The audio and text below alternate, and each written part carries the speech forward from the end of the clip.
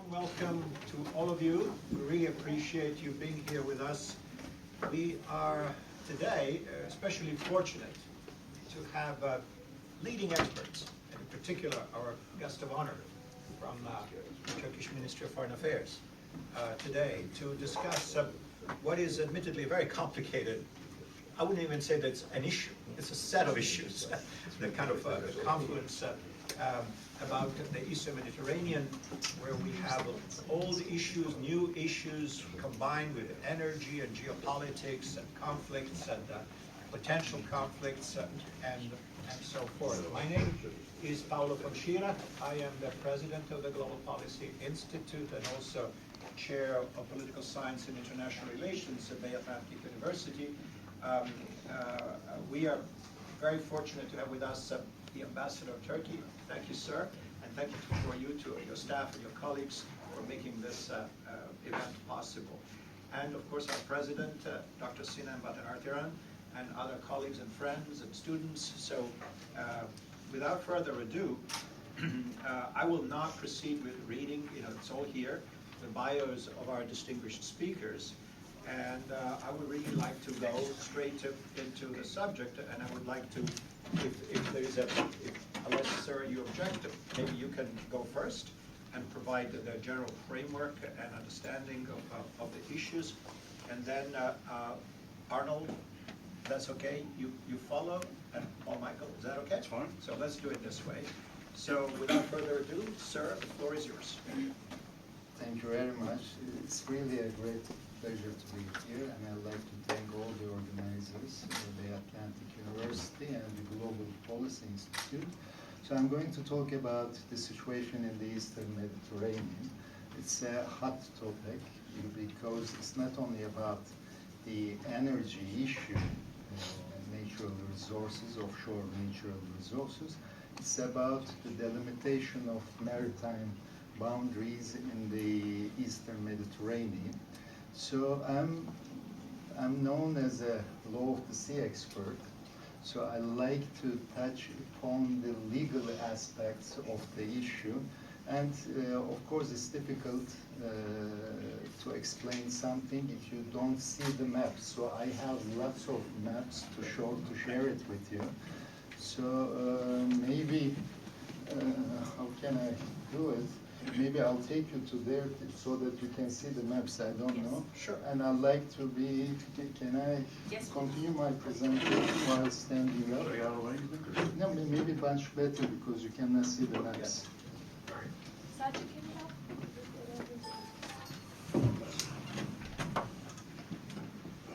Well, let's look at, or I'll stay here. Is it good? Sajid, can we turn one of the lights off so that we have more contrast? Yes, that's better. Thank you. So where is Turkey? And Turkey is surrounded by actually 4 seas: Black Sea, Aegean Sea, and the Mediterranean. And when we talk about the delimitation of maritime boundaries, which maritime zones, please? Which maritime zones we're talking about? Mostly we are talking about the continental shelf and the exclusive economic zone. I'm not going to go into details and explain those maritime zones to you, but it's about the delimitation of continental shelf and exclusive economic zone. If you look at the Black Sea, the Turkey's maritime boundaries has been delimited with all the littoral countries, with 6 countries in the Black Sea. So there is no maritime delimitation issue as far as the Black Sea is concerned. We have done delimitation agreements, delimitation of territorial sea, continental shelf, EEZ in the Black Sea. There is no delimitation issue in the Black Sea. Aegean Sea, there are 2 littoral states in the Aegean Sea, Turkey and Greece. There are a number of interrelated issues in the Aegean Sea. There's a 6 nautical mile territorial sea limit in the Aegean Sea. There's no continental shelf delimitation, no maritime boundary between the 2 countries. And as far as the offshore resources are concerned, two countries committed in the past not to explore or exploit offshore resources, oil and gas, beyond the territorial sea. So it's a contentious issue. There is a moratorium agreed by two sides not to take any steps beyond 6 nautical miles. Well, is there any dialogue process between the two countries? Yes, we launch exploratory talks, and we've done so far 60 rounds of talks to address those issues. But we stopped these talks in 2016 upon the request of Greece. The Mediterranean Sea, today's topic, it's much more complex because there are not only two countries, there are actually 10 countries if you include Palestine as well. We have many international issues, Middle East issue, the Syrian crisis, and the Cyprus issue, which is before the UN Security Council since 1964. And it's an energy flashpoint because there's oil and gas in the eastern Mediterranean. And the breadth of the territorial sea, the implementation is 6 to 12 nautical miles. Thanks to the Americans, they first told us that there is oil and gas in the area. And generally, the delimitation issues, not only in the Eastern Mediterranean, but all around the world, are dormant issues. Countries do not take steps to delimit their maritime boundaries unless they compete for natural resources, offshore resources. So that's exactly what happened in the Eastern Mediterranean. When the countries, coastal states, learned that there is oil and gas, they started to delineate their maritime boundaries. This is discovered natural gas fields in the area. You see many boundary lines. I'm going to explain them later on. And how did it all start? It all started with the Greek Cypriots' attempts to delimit the maritime boundaries, and they did 3 agreements. First with Egypt in 2003, then with Lebanon in 2007, and with Israel 2010. And Turkey and the Turkish Cypriots objected to those agreements on 2 grounds. The first ground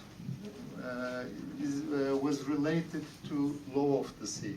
We said the agreement signed between the Greek Cypriots and Egypt in 2003 violated Turkey's continental shelf rights. We objected on law of the sea point, and we registered our objection to the United Nations.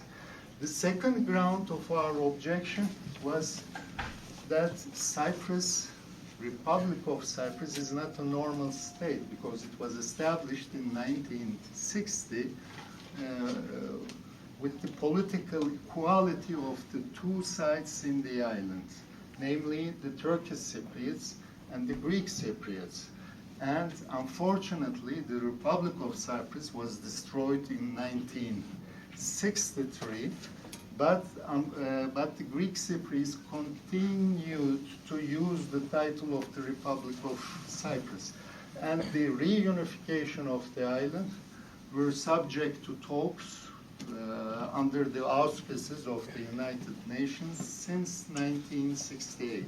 So at the time we said, together with the Turkish Cypriots, look guys, there's an issue before the UN Security Council. The Cyprus issue has not been resolved yet. This is a delicate matter, so stop making those delimitation agreements, it's related to sovereignty, wait for the settlement of the Cyprus issues. But these calls fell on deaf ears, and the Greek Cypriots continued making delimitation agreements with the neighboring countries. And they did with Israel and Lebanon and Israel 2007 and 2010. And there is a golden rule in the law of the sea. Any maritime boundary delimitation agreement signed between two countries should not violate the rights of third countries.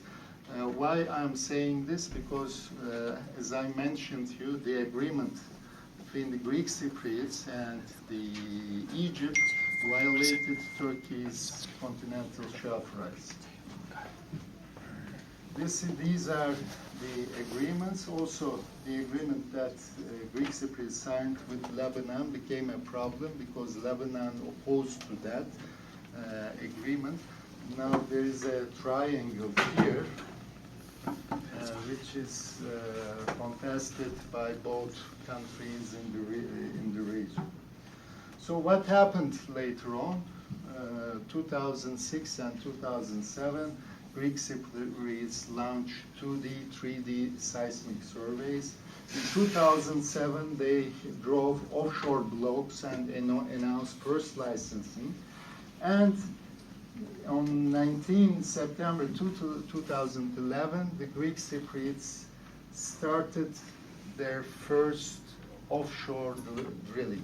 That was a turning point for Turkey and the Turkish Cypriots because from 2003 to 2011, for 8 years, we urged the Greek Cypriots to cease their offshore activities, but they didn't listen to us. Then we were left with no option but to react to the unilateral actions of the Greek Cypriots. And we concluded a maritime continental shelf delimitation agreement with the Turkish Cypriots in 2011. And the Turkish Cypriots, in order to protect their own rights over the natural resources of the island, they made license areas, A, B, C, D, E, F, G, as you see, these areas. And they licensed the Turkish Petroleum to explore and exploit offshore resources in those areas. And Turkish Cypriots, after all of these, made a proposal to the Greek Cypriots just to make use of the diplomacy. They said, okay, you started something, now I'm starting something, let's cease all of these activities until the settlement of the Cyprus issue. Or if you don't want to cease your offshore activities, let's establish a joint committee so that we can make future decisions on offshore resources together. But they didn't. This proposal was not responded positively. Then the Turkish Cypriots started offshore 2D seismic survey activities with a small ship. At the time, Turkey did not have enough assets and capabilities, and the Turkish Petroleum leased a university ship to make 2D seismic survey in the region. And this is pretty much shows the license areas in the Eastern Mediterranean. The red areas are the Turkish government's licenses issued in 2009 and 2012. The pink areas are the Turkish Cypriot licenses, and the yellow areas are the Greek Cypriots licenses. So there are overlapping licenses in terms of offshore activities in the region. And, well, Turkey, over the last decade, invested a lot to offshore capabilities. We purchased 2 state-of-the-art, last generation, two drilling ships and two survey ships. Now those ships have been operating in the region. They are operating in the Turkey's continental shelf areas, as well as Turkey's separate licenses. These are the positions of our ships in the area. Well, what are the maritime boundary plains? This is Greek separate plain. It's pretty much a huge area. This is Greek and Greek separate continental shelf, EEZ plain. And this is Turkey's continental shelf, EEZ plain. And these are the overlapping continental shelf and EEZ plain, if you include Libya as well. But what is the legal framework? What does international law say in terms of delimitation of maritime boundaries? Well, the Greek, let me start with the Greek and Greek separate arguments. They say that islands should generate, regardless of their position, regardless of their size, regardless the islands are inhabited or not, they should generate full EEZ and continental shelf areas. This is the Greek and Greek separate argument, and they say the delimitation line should be the median line. This is the Greek argument. And they base their argument on Article 121 of the Law of the Sea Convention. This article is about the entitlement of islands to EEZ and continental shelf areas. Well, what is Turkey's counter-arguments, counter-legal arguments? They're saying that the delimitation and the entitlement are not the same thing. According to law of the Sea Convention, the fundamental principle of delimitation is the equitable delimitation, equitable solution. If you look at the articles of the law of the Sea Convention, 76 and 83, those articles do not mention median line as a method for delimitation. They say the delimitation should be done to give an equitable solution. So the key word is the equity. But who is going to decide whether the delimitation is equitable or not? So for that, you have to look at the jurisprudence of the international courts. In the jurisprudence of the international courts, the courts look at certain relevant circumstances, and they make the delimitation accordingly to give effect to those certain special or relevant circumstances. These are the Articles 74, 83. And what about those geographical? These are the circumstances or the factors the courts always take into account in order to determine an equitable delimitation. Well, I like to highlight the presence of the islands and rocks, and also the coastal lands. Turkey rely on those two factors. In other words, if the presence of the islands distorts equitable delimitation, then the islands are ignored, totally ignored, or given reduced effect in the maritime boundary delimitation. This is Turkey's argument, and Turkey's legal arguments are also supported by a number of ICJ decisions. These are some of them.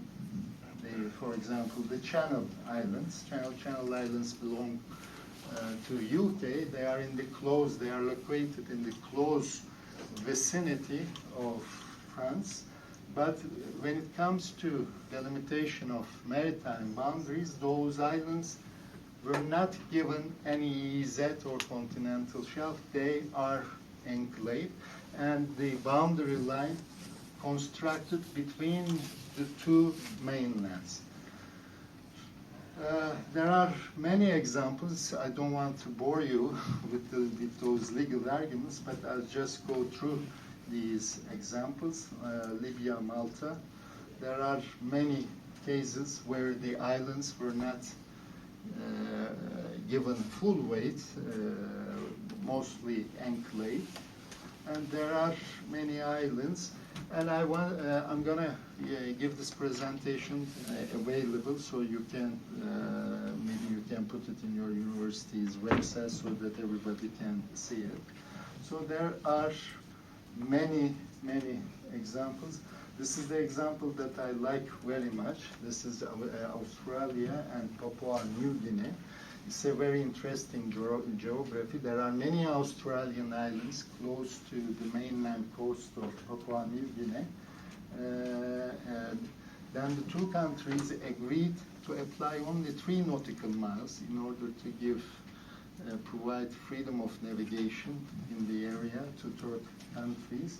And all the Australian islands in the close vicinity of Papua New Guinea were enclaved. In other words, were not given full EEZ or continental shelf. Conclusion, there is no automaticity in claiming that islands generate full EEZ continental shelf areas. This is the Greek and Greek Cypriot arguments, and especially I always use this example. There's a tiny island in the close vicinity, 2 kilometers away from the Turkish mainland. This island is called Meis, or the Italian name is Castellarizo. Our Greek friends are telling that this island should create full EEZ, full continental shelf. In other words, 10 square kilometer of island, they say should create 40,000 square kilometer of continental shelf EEZ. I don't think that you need to be a lawyer to come to a conclusion that this is not fair. It's not fair, it's not equitable. So Turkey objects that this island this island should be enclaved, should not create any EEZ and continental shelf.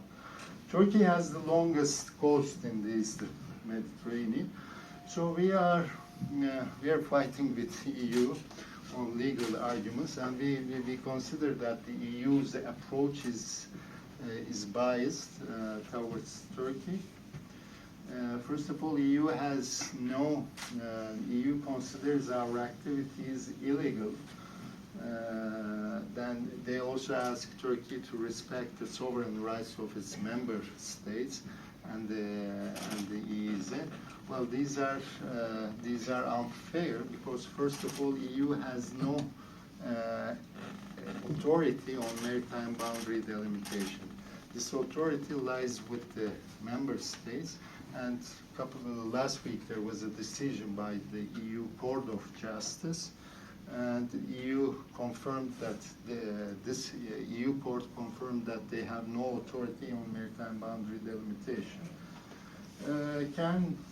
I'll ask questions. Can EU qualify? No, especially in the absence of the final boundaries. They cannot qualify Turkey's activities illegal. Does EU have any competence in delimiting maritime boundaries? No, again, it has just been confirmed by the EU Court of Justice. Is it fair for EU to take boundary claim of one side and to impose on Turkey? No, this is not fair. And what was the EU's position on similar maritime boundary issues? There were many maritime boundary issues between the EU countries and between non-EU countries and EU countries. EU always remained neutral on those maritime boundary issues. Spain, France, Slovakia, Croatia, Malta, Italy, they have boundary issues as well, but EU has always remained neutral. Also between Spain and Morocco, but when it comes to Turkey, unfortunately, their approach is biased. Well, going back to the title of this conference, what can be the solution? What can be done for the Eastern Mediterranean? So there are two aspects of the issue. One aspect is Turkey's continental shelf rights and the continental shelf rights of all the coastal states in the region. And the other aspect is the Turkish Cypriots rights. And I think on the first issue, it's about maritime boundary delimitation. These issues are sensitive issues, but the only way to address these issues is dialogue and cooperation. Even the international law says if you have overlapping maritime boundary claims, you have to sit and talk these issues and make use of all the peaceful means of settlement envisaged in the UN Charter. In other words, if you cannot solve it through dialogue or negotiation, you can make use of third-party mechanism, arbitration, International Court of Justice, or there are new schemes. It's called joint exploration, joint management, joint development, I beg your pardon, joint development. This is a new scheme developed first time used in 1974 between Korea and Japan, South Korea. Those countries were not able to make a maritime boundary delimitation, but they were desperate to use the offshore resources, so they made a deal. And this is the case. When countries cannot make a boundary delimitation agreement, they make joint development schemes. There are 30 examples in the world. The coastal states can make use of those things, but they need to talk to each other.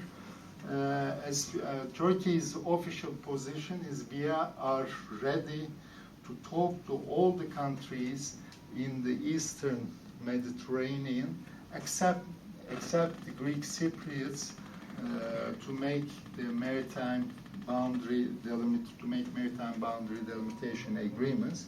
And especially this dialogue call goes to Greece. Our president made 2 times that let's start a dialogue process for the Eastern Mediterranean. We're still awaiting a positive reply from our Greek colleagues. What about why Turkey cannot talk to the Greek Cypriots? Because we have the Cyprus issue. We do not recognize the Greek Cypriots. We cannot talk to Greek Cypriots in the absence of the Turkish Cypriots. But there are activities going on, especially in the south of the island. Turkish Cypriots are doing something. Greek Cypriots are doing something. So best course of action for them is to sit together and to talk with each other on how to proceed with the offshore resources. Turkish Cypriots made a proposal last year on the 13th of July. Greek Cypriots immediately rejected this proposal, but it was a sensible, meaningful proposal because Greek Cypriots have already made revenue sharing agreements with the international oil companies, and they will benefit maybe not this year, but next year from the offshore resources. So Turkish Cypriots have a share in those offshore revenues. And if the Turkish Cypriots find something, Greek Cypriots do have a share on these findings. So they should sit together as soon as possible. And we made it clear that unless they sit together, unless the Turkish Cypriots' rights are guaranteed, we will continue our offshore activities in the region. So I think I should stop at this point, and I thank you very much for your patience. Thank you.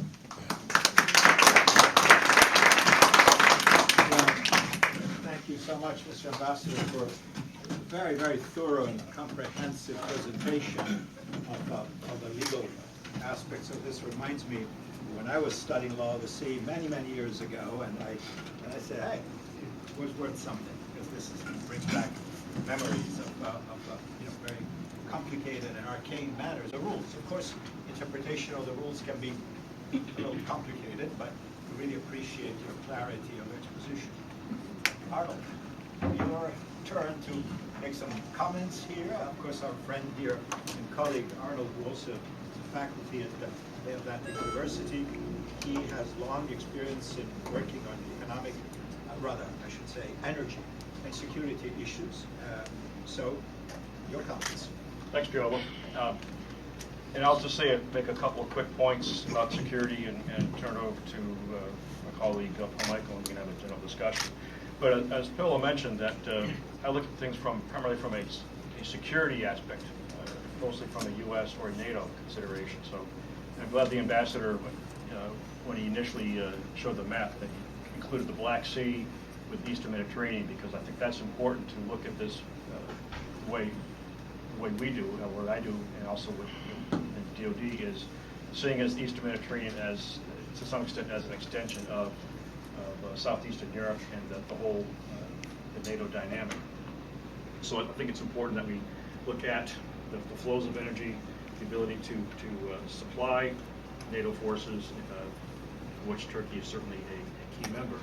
So it becomes more of an issue of how do we work beyond this, look at it from a high level. Turkey, Greece, long-standing NATO members. In Turkey, certainly the second largest contributor to the alliance as far as personnel and so on. So we recognize Turkey as a tremendously valuable participant in the alliance and within the region. So what I like to do is take a step back and see, what are some of the issues? How can the U.S., from a NATO standpoint, how can we facilitate this? And I'm always reminded of Ambassador Matthew Bryza, who was a former ambassador to Azerbaijan, I believe, and special envoy, sees the energy issues in the Eastern Med as a sort of a catalyst to addressing some of these long-standing issues.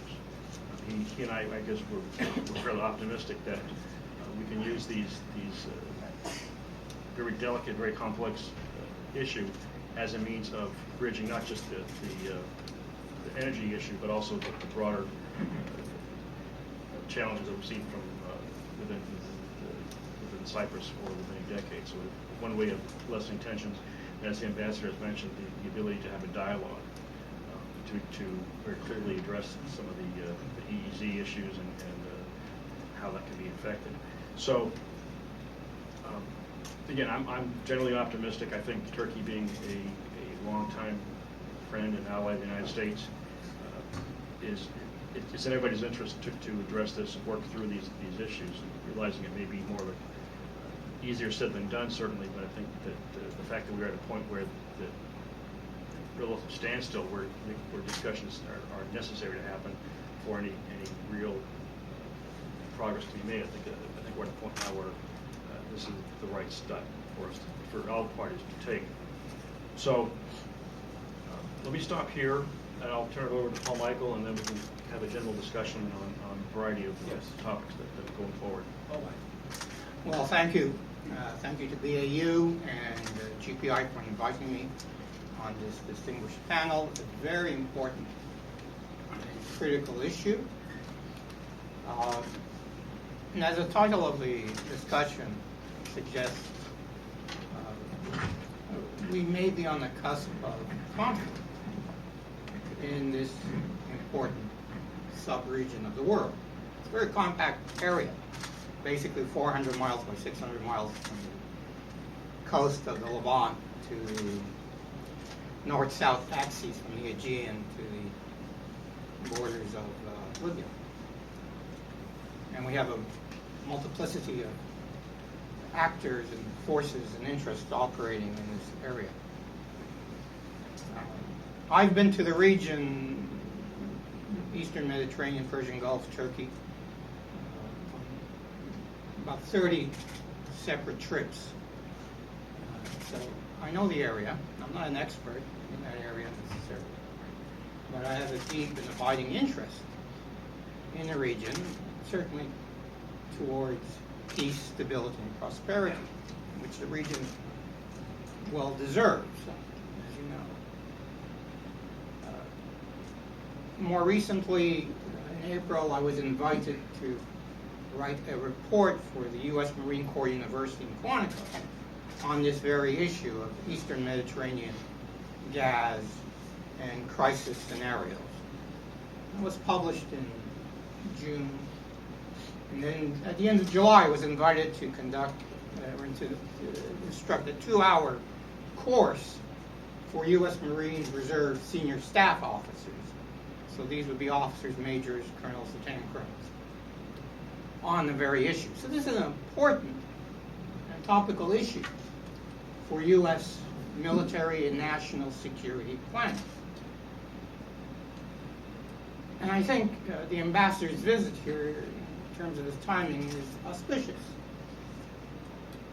And why do I say that?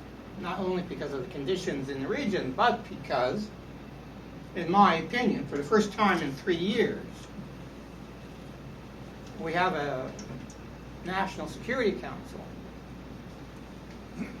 led by a new National Security Advisor, Robert O'Brien, who understands and reflects the priorities and goals of President Trump. Indeed, at the end of January, President Trump issued a tweet, a pronouncement. And I take all of his pronouncements very, very seriously. And in this particular pronouncement on January 29th, President Trump discussed the firing of his previous National Security Advisor, John Bolton. And in that tweet, he said, were I not to have fired Mr. Bolton, we probably would have had World War VI by now. And I suspect the President alluded to one of those hypothetical wars as having to do with the Eastern Mediterranean. In other words, now that the President has gone through the gauntlet of impeachment hearings and other serious distractions to the implementation of his foreign policy agenda for which he was elected, I believe now, finally,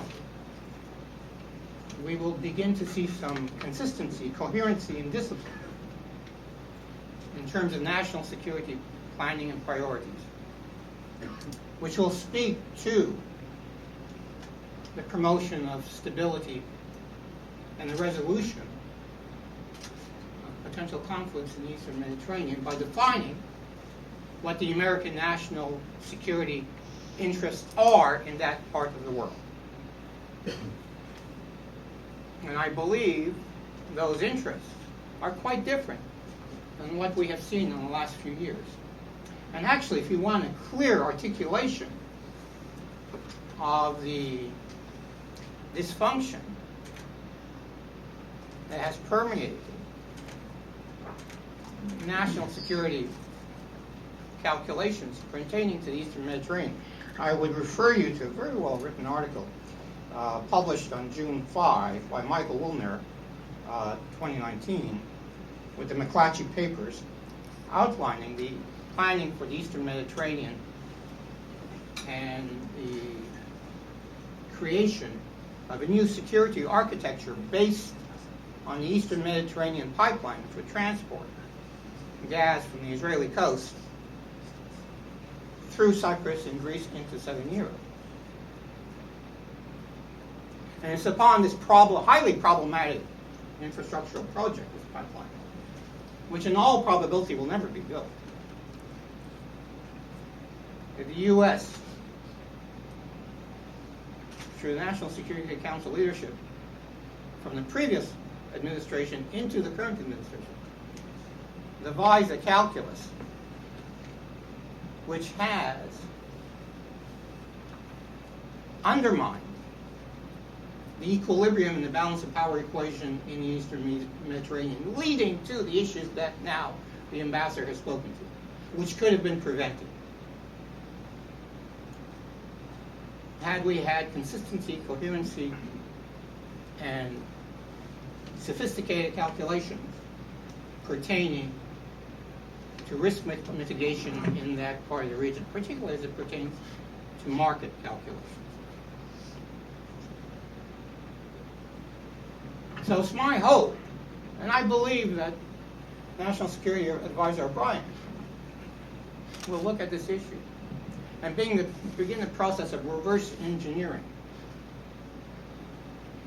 the U.S. approach to this part of the world. That is to say, deconstruct and rehabilitate our overall policy to the area and clearly define what the U.S. national interests are in the area. And I believe, from my own observation, that these interests can be articulated as follows. They're fairly straightforward. I think they reflect President Trump's agenda. Number one, maintain peace and stability in the Eastern Med. Make sure conflict does not break out. As Dr. Dupuy said, maintain the cohesion of NATO and the relationship between key NATO members. And third, selling U.S. energy products like LNG to a country like Turkey as part of the agreed understanding between President Trump and President Erdogan to reach the goal of a $100 billion bilateral trade between the two countries, and the selling of American LNG, which is now a fairly significant import into the Turkish market relative to the last couple of years, will be part of that equation in terms of strengthening bilateral economic ties between the two countries. And then avoid these calculations that were implicit in President Trump's dismissive pronouncement as to the policy approach of former National Security Advisor Bolton and the policy doctrine that he represented, which can be summed up very easily in terms of endless wars that we've seen over the last 20 years, and which President Trump has vowed to end during his term in office. Finally, just to make this point,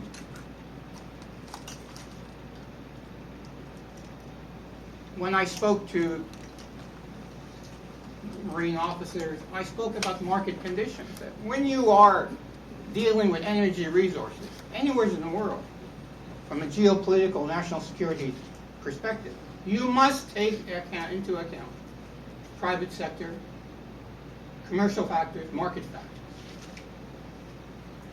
in order to elevate your understanding of current and future conditions, the contingencies, options, and scenarios that are available for leaders so they can plan out their actions over a period of time. Several years ago, natural gas prices in Europe were very high. They were around $10 a unit. They've now broken to the lowest levels in 10 years, under $4. We now have U.S. LNG supplies going into Europe. Off the coast of Africa, Senegal and Mauritania, massive new supplies of natural gas offshore have been discovered by BP, and they will be exported to Europe as soon as 2022. And these volumes are as large as the volumes to be found off the coast of Israel with Tamar and Levantia. This doesn't take into account new gas supplies coming from Mozambique and Cote d'Ivoire. Europe's economy is flat, which means we may see less consumption of natural gas. Russian flows of gas into the European market has not decreased at all. It's actually increased because both Russia and Norway engage in a structural shift in terms of how they price their natural gas supplies into Europe. All of these factors are critical in understanding how the United States approaches Eastern Mediterranean resources and the calculus required to establish a coherent American policy to the region, and to make sure that policies are not driven by domestic political calculation and foreign interests, warping the national security interests of the United States, which I believe has been the case the last couple of years, and prior to that, even in the Obama administration. So there's a lot of these issues are complex, they're important. The key is to prevent conflict from breaking out between any of the parties involved. And the United States, I think, has adopted a cautious approach under National Security Advisor O'Brien, who recently said last week that the United States is not the policeman when it comes to Idlib in Syria. This is a significant shift in U.S. foreign policy thinking. And I think it holds within it certain key assumptions that will be valuable towards a proper and effective resolution of potential conflict in the Eastern Mediterranean. Thank you. Yeah, let me just make a quick Sure. point. I'm glad Paul Michael brought up the importance of the commercial sector and that aspect, because none of this would happen without the private sector going in there and actually making the investments and so on. So I always like to say that there's no such thing as a NATO energy network or a DoD energy network. It's a civilian energy network that NATO and DoD uses. We rely completely on the supply chain, which is all civilian based. Again, these are all companies that have the technologies, they have the decades of experience. So to ignore the private sector's ability to contribute to security is I think, something we really cannot do. And so for that reason, I think we need to also factor in a private sector, certainly in the energy sector, solution to any kind of a broader planning solution. So. Thank you. Mr. Ambassador, going back to your eloquent and detailed presentation, obviously, I think there are two aspects here, as our colleagues also alluded to now. There's a kind of rule, establishing the rules of the game, right? Which I think is your domain. In other words, to determine who's who and who owns what, kind of, based on, as you indicated, international law best practice, jurisprudence. And therefore, I think it's proper, as we say here, good fences make good neighbors or something like that, so to understand who has what. And there is a consensus, an agreement among all the parties to who has legitimate lawful control over what. And I think that's a legitimate exercise, no matter what, no matter whether there's oil, gas, or nothing at all in those waters.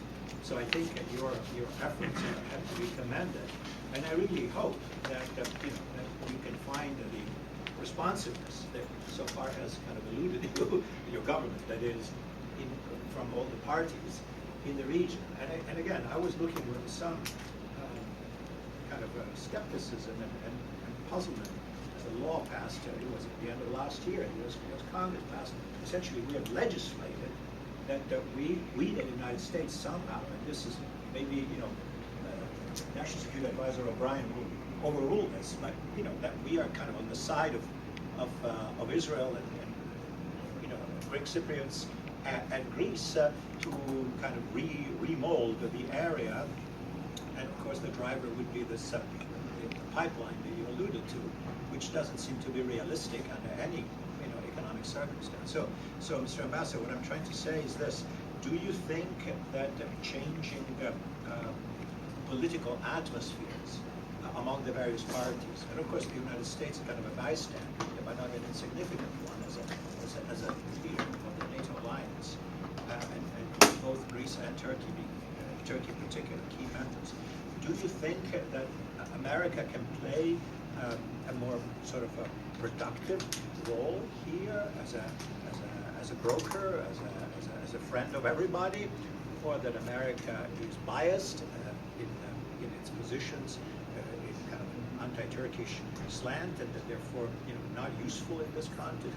How do you view it? In other words, there are two things that I'm trying to point out here. One is trying to establish the rules of the game, boundaries and maritime issues and law of the sea, exclusive economic zones, but also the broader geopolitical context and all the matters that influence the environment. What's your view, if I may ask you? It's kind of complicated. Well, thank you so much. You touched upon very important topics, but let me start with saying this. The offshore resources, the energy issues, can be an element of cooperation in the Eastern Mediterranean. In other words, it could be win-win for all countries, or it could be a spoiler. It could be a source of confidence. The only way to turn this into a win-win for everybody, the key word is the cooperation. And if you look at the offshore resources, the current fields, it's all located in the south of the island of Cyprus. We have some fields offshore in Israel, Egypt, and in the south of the island. The maritime boundary delimitation in the west of the island involves so many countries, and it is not easy to solve. It requires maritime boundary negotiation talks between Turkey, Greece, between Turkey, Egypt. That part will take some time. But the other part, something can be done in the short run. What can be done? We can bring the Turkish Cypriots and the Greek Cypriots around the table, and they can decide for the future course of the offshore activities. And if they come to an agreement, then that might have a multiplier effect on many other issues as well. This is very critical, and the American U.S. can encourage both sides to sit together and to discuss these issues.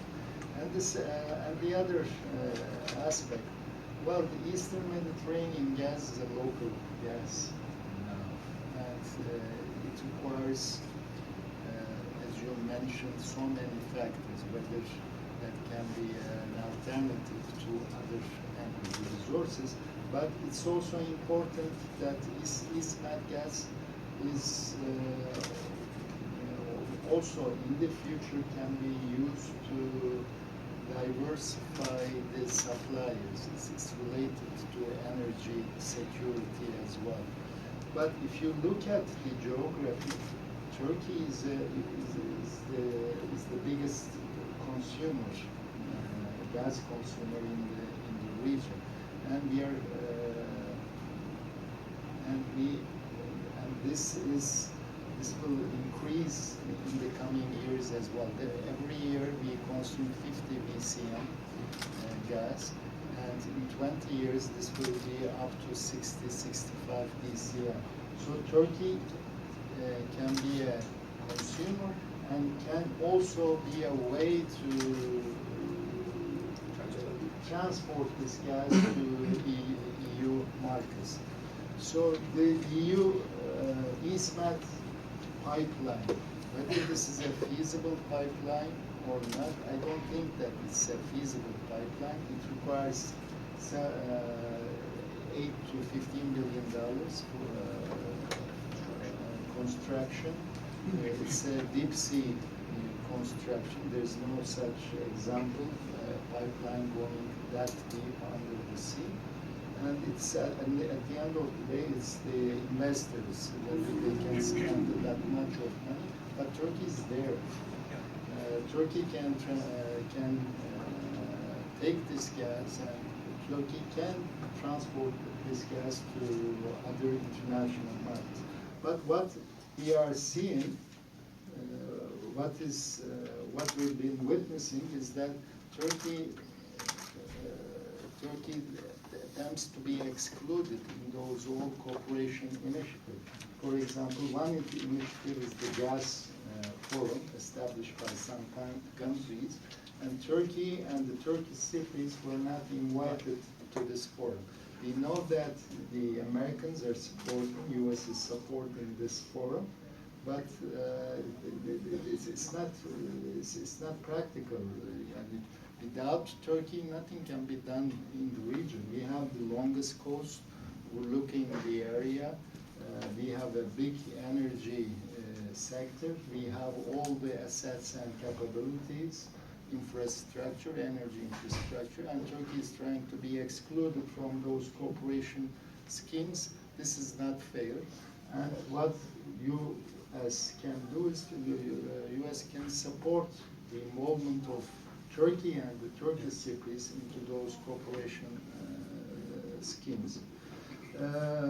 Well, maybe a last word. U.S. has always remained neutral on maritime boundary delimitation issues, and they sought a balance between Turkey and Greece, and we always appreciated this neutrality, especially in the past. As for the settlement of the Aegean issues, the U.S. has always been supportive of dialogue and cooperation, but they never taken sides in favor of one side's position. I think when those things broke out last year, the U.S. position was like this at the beginning, at least at the State Department statements. But later on, unfortunately, all those bills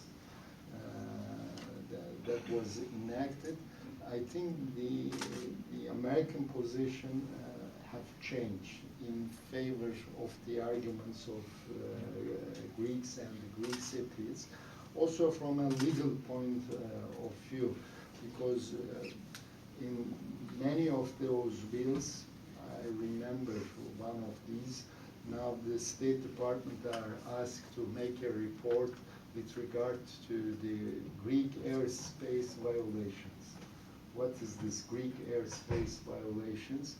Greece is the only country who has a different airspace which is against international law, because the national airspace of Greece is 10 nautical miles, whereas their territorial sea is 6 nautical miles. This is the only implementation in the world, different airspace, and this is against international law.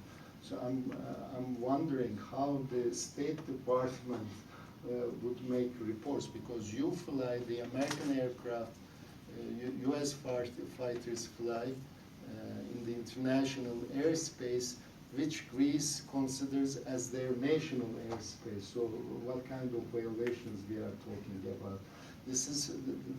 There are many things against international law in those Senate bills.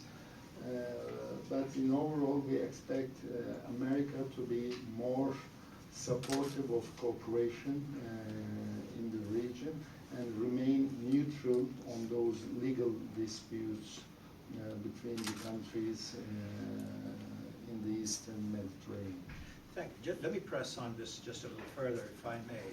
Obviously, as our colleagues also pointed out, we have to frame this issue broadly. You know, this is not just about exclusive economic zones and who's got which gas, whatever. We're talking about the geopolitics of the area. We're talking an alliance system, which is NATO. We're talking about broader security issues, and also varying, degrees of opinions on the value of the energy that is there. Clearly, the overall market for natural gas has changed dramatically, not least the fact that the United States is now the largest gas producer in the world. I think it makes a little bit of difference in terms of the overall geopolitics, and they were now poised to become very soon the largest LNG exporter. I think now we're number 3, if I'm not mistaken, in the world. So all these things change the equation somewhat, and perhaps help turn the temperature down a little bit, not to diminishing one bit from what you were saying earlier in terms of the need to clarify, from a legal standpoint, who owns what and who's got jurisdiction on what. But all this, if we keep all this in mind, Mr. Ambassador, how, as an ally and you as a diplomat, how do you think that the United States can become more productively engaged without partisanship, without bias, which clearly may be, I think that's my own opinion, delineated by other factors which are completely extraneous. S-400, the scope of our talk today, but there's all kinds of things that are going on. Fethullah Gulen, I mean, what's he got to do with gas? Nothing, but certainly it colors the general atmosphere that characterizes the relationship between the two countries. Can we turn the temperature down somehow? And can the government of Turkey try to engage productively the American government so that, for instance, as you were saying, try to convene, and I know this is an old and complicated issue between the two sides of Cyprus.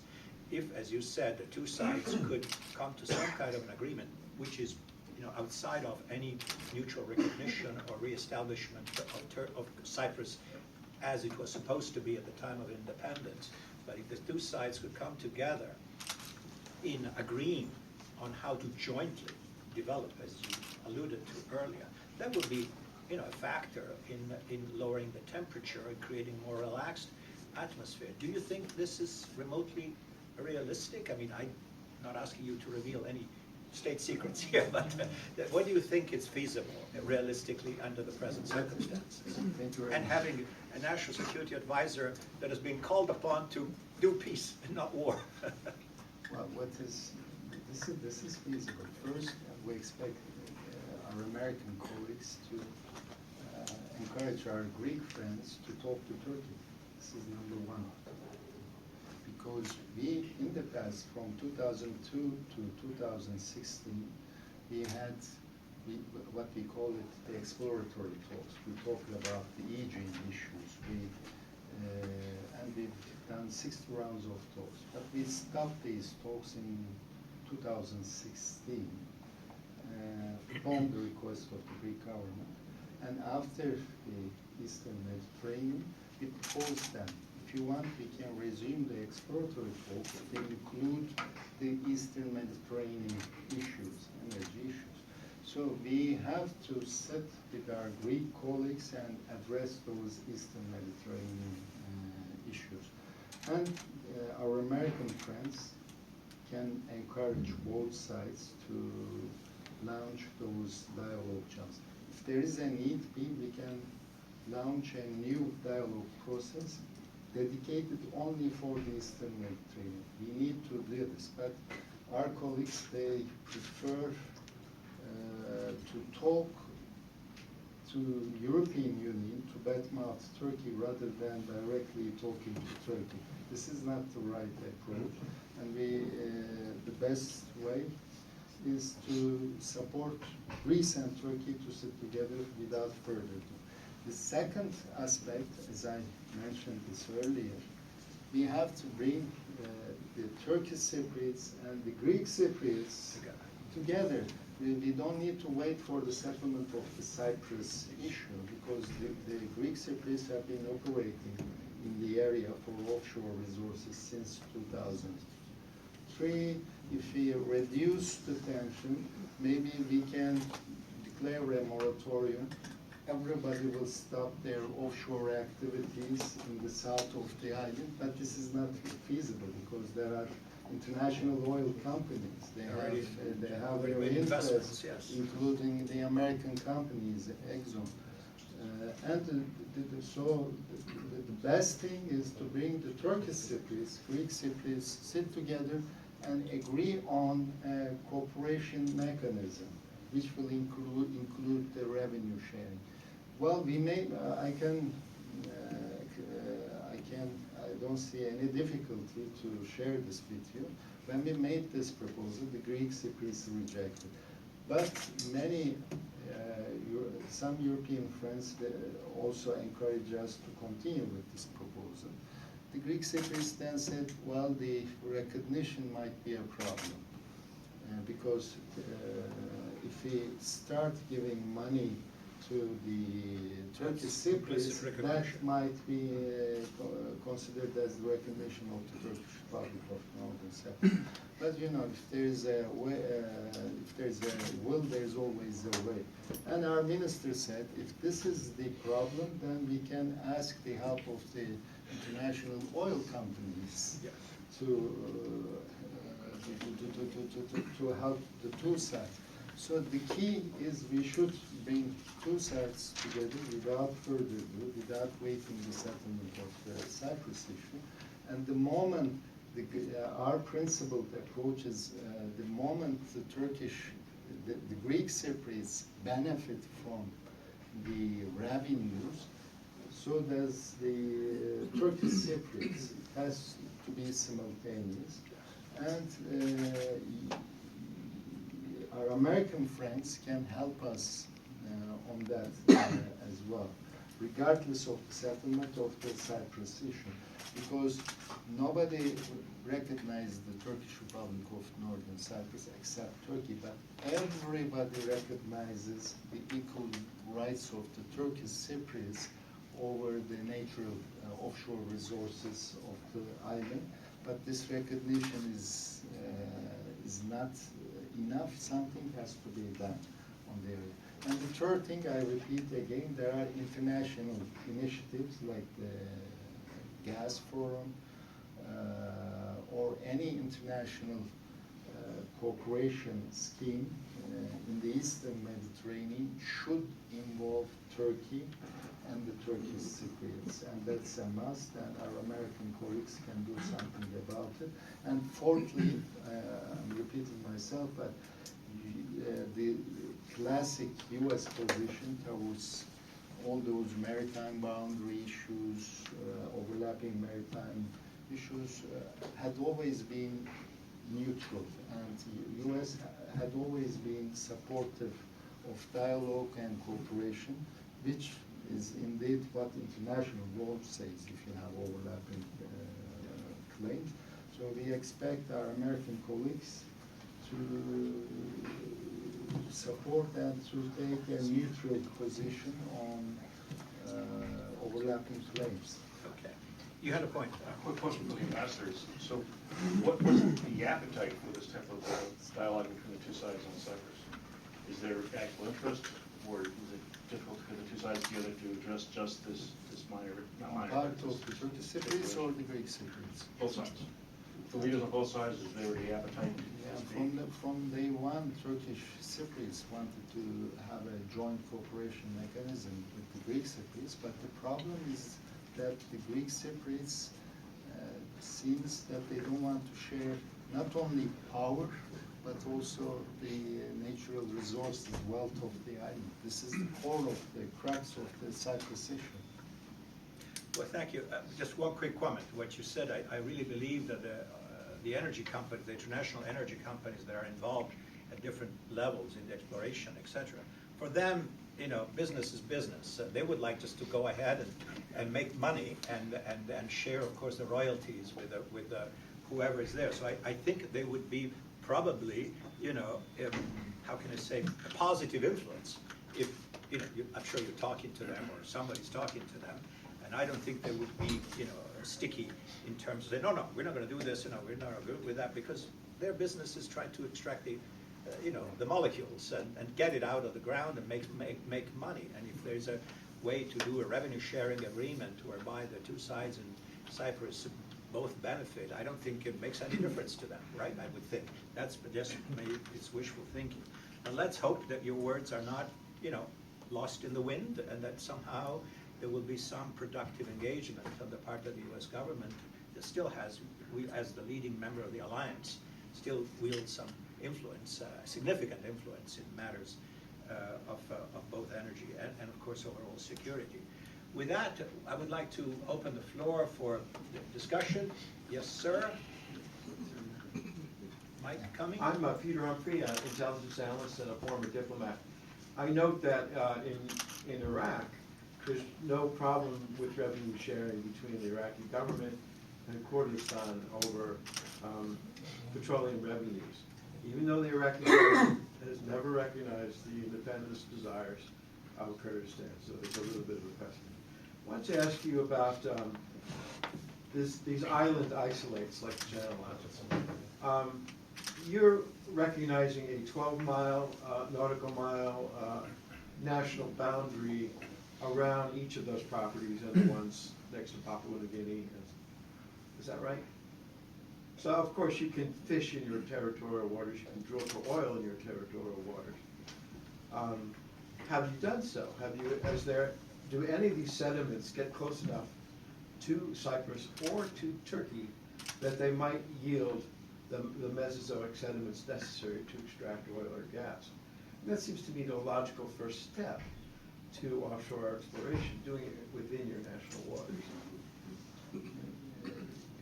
You're referring to the territorial sea, the rights of the coastal states in terms of exploration, exploitation of offshore resources in the territorial sea? Yeah. Is that the question? Yeah, if I drill 10 miles off of New York City and I find oil, no one cares that it's not in an EEZ, it belongs to us. No. So as a first step for exploration, one can look in the territorial waters, and if geology is kind to you, you may actually find something. Well, the continental shelf and EEZ up to 200 nautical miles starts from the baselines. So it includes the territorial sea as well. And if the resources are within your territorial seas, then you don't need to make a maritime boundary delimitation agreement, because That's the point I'm making, is that if you're is going to within- chase resources, maybe look within the 12 miles first, and then worry about the EEZ. Maybe you'll get lucky. This is the case in the Aegean Sea, for example. In the northern Aegean Sea, the island of Tashos, the Greeks are conducting offshore activities within their territorial sea. If you're lucky, the resources are located within your territorial sea, but this is not the case in the Eastern Mediterranean. It is beyond the territorial sea. The largest gas field was found in the area of offshore area of Zor in the Egyptian EEZ, for example. So that's why the maritime boundary delimitation is very important. I just want to make, I felt the need to clarify this revenue sharing issue. The revenue sharing issue, the island of Cyprus, there are two peoples living in the island, Turkish Cypriots and the Greek Cypriots. And according to the constitution of the island in 1960, both those people do have equal rights.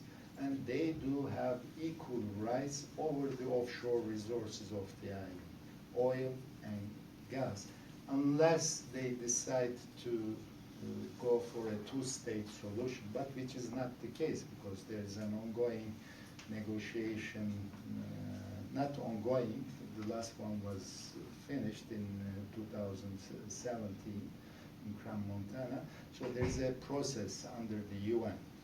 So the idea is still to reunite the island. So as long as this idea is there, both peoples do have equal shares over the offshore resources.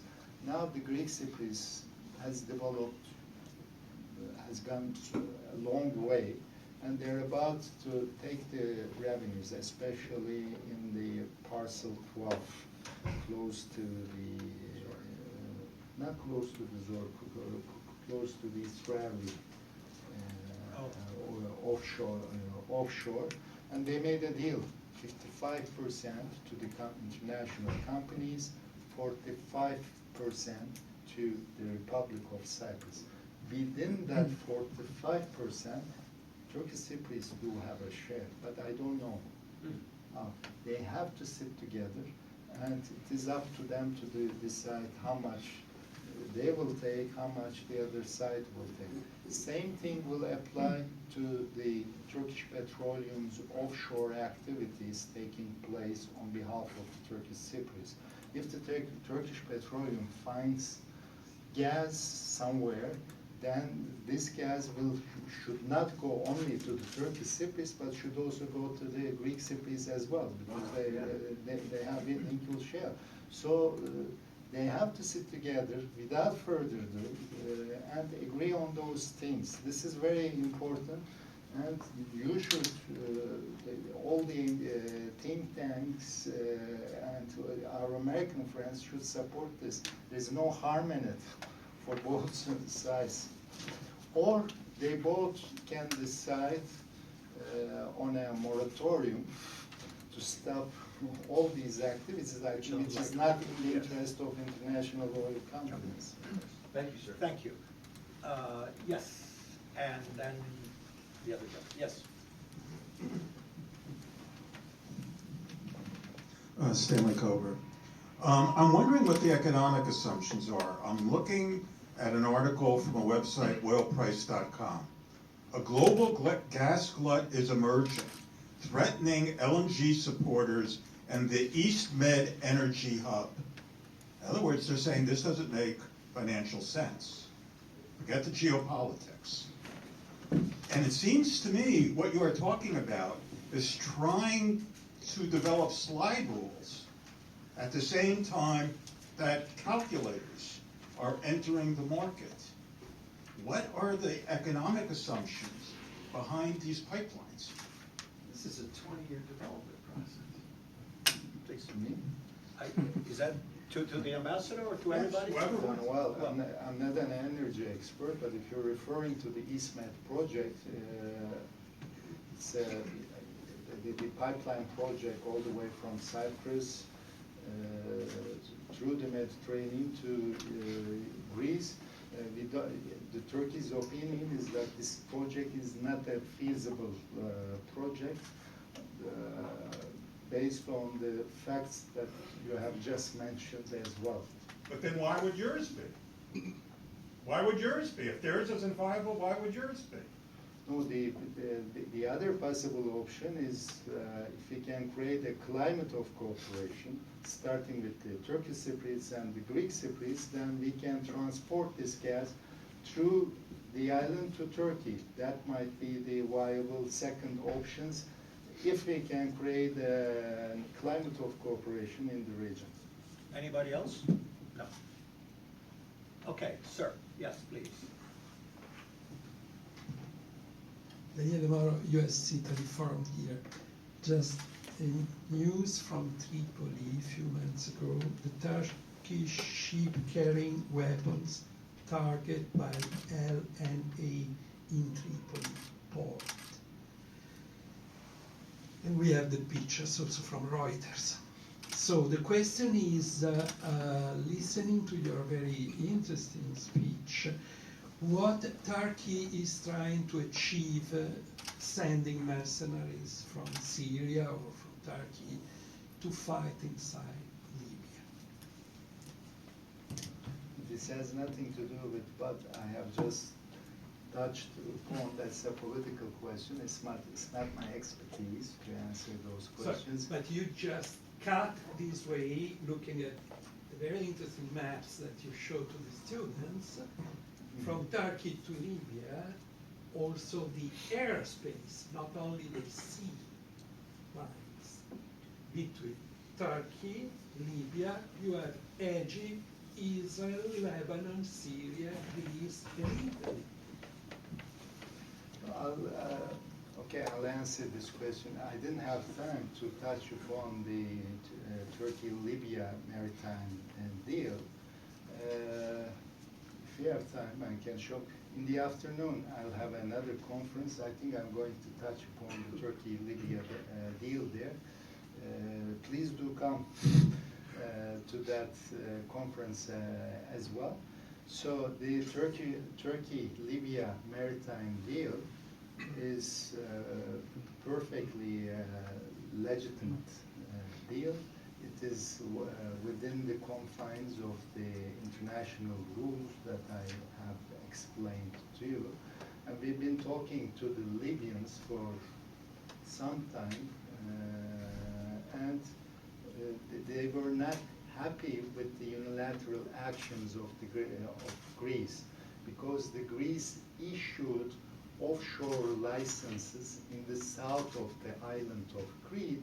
They did not only, our Greek friends did not only give full effect to the island of Crete, but also they give full effect to the small islands at the expense of the Libyan continental shelf interest.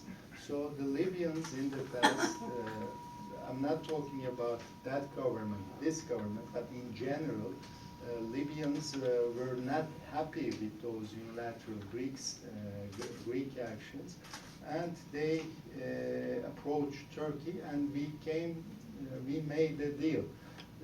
I know that our Greek friends were not happy with those deals, but it's a legitimate international agreement compatible with international law. Maybe our Greek friends have a different competing legal views, but it is up to 3 countries to sit together and to talk those issues. But our Greek friends, instead of talking to the legitimate Libyan government, they looked to other means. This is not the right way. As to your questions, I think it's not related to what I've just explained to you. Yes, that gentleman. Good morning, Ambassador. Turkey and Greece seem to have strikingly different So interpretations. can you identify yourself, please? Yeah, hi. Petros Kasvegis, I'm the Washington correspondent for the Athens News Agency. So Turkey and Greece seem to have strikingly different interpretation of international law, and as a matter of fact, sometimes they even disagree on the facts. So my questions are, how do you envision the framework of a solution to these issues? Do you think it is feasible to have a negotiation between the 2 countries, or you're even open to go to the International Court of Justice for solving these issues? Thank you. Thank you for the questions. Well, this is not the only maritime issue. Turkey, and there are many countries having similar problems. I think the first thing that 2 countries should do is to launch a dialogue on the Eastern Mediterranean issues and to resume the dialogue in the Aegean, for the Aegean issues as well. We are ready to do that. We have already declared this at the highest level. Our president made this proposal to Prime Minister Mitsotakis in New York during the last General Assembly, and they repeated this proposal in the last NATO meeting in London. Turkey is ready to resume the exploratory talks and to include Eastern Mediterranean issues into those talks, or we can open a new dialogue channel for the Eastern Mediterranean. We are ready to do that, and we're still waiting a positive response to that proposal. This proposal is still valid. Then, how can we solve these issues? Whether both countries can refer this issue to an arbitration mechanism, to an international court of justice, it is up to these 2 countries. But for all those things to happen, we should have a dialogue process. This dialogue process is not there yet. So we have to create this dialogue process, and this is the only way to address those issues. That it's not only the ICJ or arbitration, there are other solution mechanisms that I have just mentioned, joint management, joint development. But we could only address these if we have a dialogue channel. Without the dialogue channel, it's impossible to which means we can apply for our disputes. Anybody else? Other questions?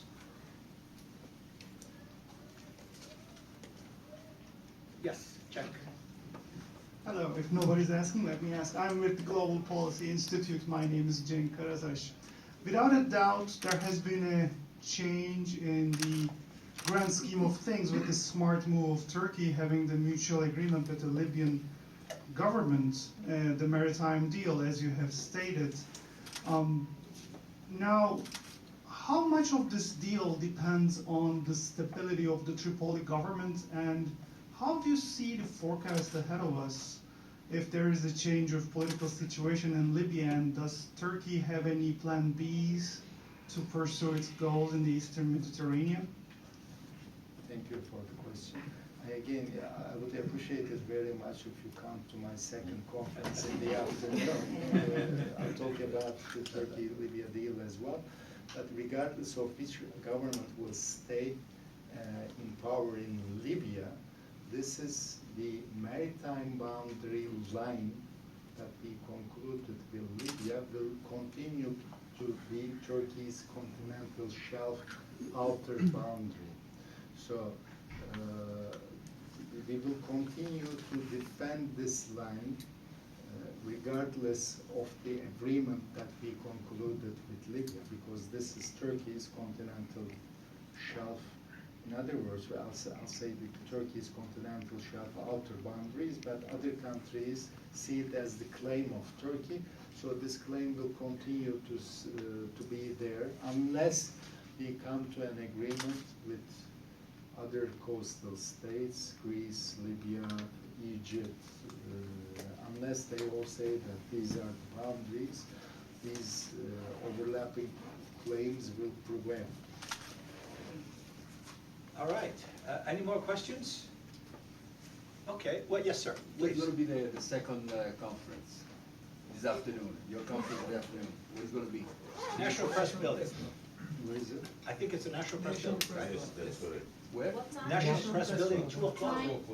Organized by the Turkish Heritage Organization, right? Correct? 2 o'clock. So the gentleman will be here. More. You would like to say?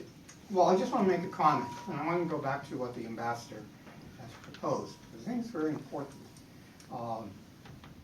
His proposal to open dialogue on any number of platforms that he's identified. And again, I certainly think Washington is a key and lead agency in accelerating this process for dialogue and resolution. And I'm very optimistic, particularly with the new leadership we have at the White House under National Security Advisor O'Brien, who reflects the agenda of the president. And let me point out that in the last few months, we've seen some very remarkable developments that go against the conventional wisdom here in Washington when it comes to geostrategic engagements. Number one, with China. If you will recall, as late as November, many advisors to the president, even members of his own party in Congress, were advocating decoupling from China and basically initiating a new Cold War with China. The president didn't agree with that. Rather, he concluded the Phase 1 trade agreement with China and has maintained very cordial and warm relations with President Xi of China. One example. Number two example, recently. Fundamental changes in the office of President Zelensky of Ukraine at the behest of Washington, which will bring some stability and lessen tensions in the Ukraine and the Black Sea area. And third, very recent developments with the truce negotiations between the United States and the Taliban in Afghanistan that will lead to withdrawal of U.S. forces from Afghanistan. These are examples, very recent examples, of the president taking a leadership position towards conflict resolution. And I think the ambassador makes a very good point, that the Eastern Mediterranean Gas Forum could be a proper platform towards this issue of regional energy integration. But I think it takes the White House the time to listen to the case that the ambassador and others can make and move away from what has been advocated by many, that this forum ought to be a quasi-security alliance system as a hedge against Russian gas exports into Europe. Those assumptions are faulty and dangerous, carry enormous risk, as we see today in Libya with that attack on the Turkish ship. Rather, this forum should, as the ambassador has indicated, facilitate market efficiencies relating to energy integration in the region, whereby Turkey being a member of such a forum, we could see a gas pipeline from Israel to Turkey. Turkey is the largest consumer in the region. Turkey needs that gas. The gas is right next door. Or you could see Egyptian gas on the Arab gas pipeline going through Sinai, Jordan, and Syria into Turkey. There are multiple options here. That's the framework that we ought to see. And the president understands, I know the detractors probably don't agree with this, but I certainly believe that the president understands. But thank you for wrapping this all up. And again, on this more optimistic note, we thank all of you. Thank you, the participants. Thank you, Mr. Ambassador, for having us.